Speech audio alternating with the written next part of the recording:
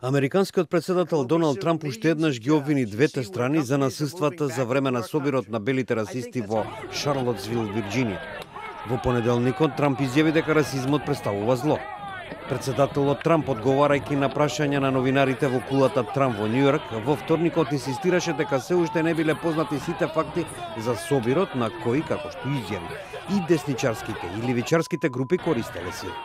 Сепак тој оцени дека левичарски демонстранти насилно нападнале, додека белите националисти протестирале против одлуката за отстранување на статуата на генерал Роберт Ли, кој за време на граѓанската војна се борел на страната на Јужната конфедерација. You had a group on one side that was bad, and you had a group on the other side that was also very violent. And nobody wants to say that, but I'll say it right now. Трамп всушност ја повтори изјавата дадена во саботата во која наведе дека многу страни биле вмешани во насилството.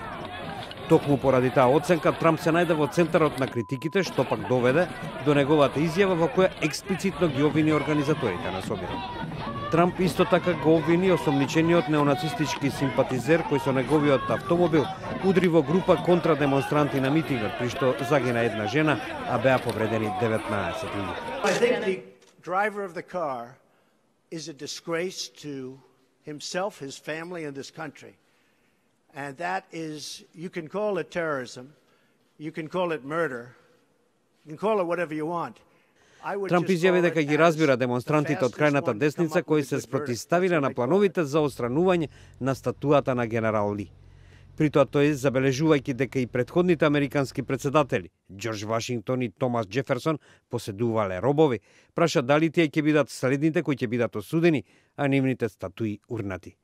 Ваквите коментари на председателот Трамп беа поздравени од поранешниот лидер на расистичката група Ку Клукс Клан, Дейвид Дюк, кој на Твитер напиша: "Благодарам председателе Трамп за вашата искреност и храброст да ја кажете вистината."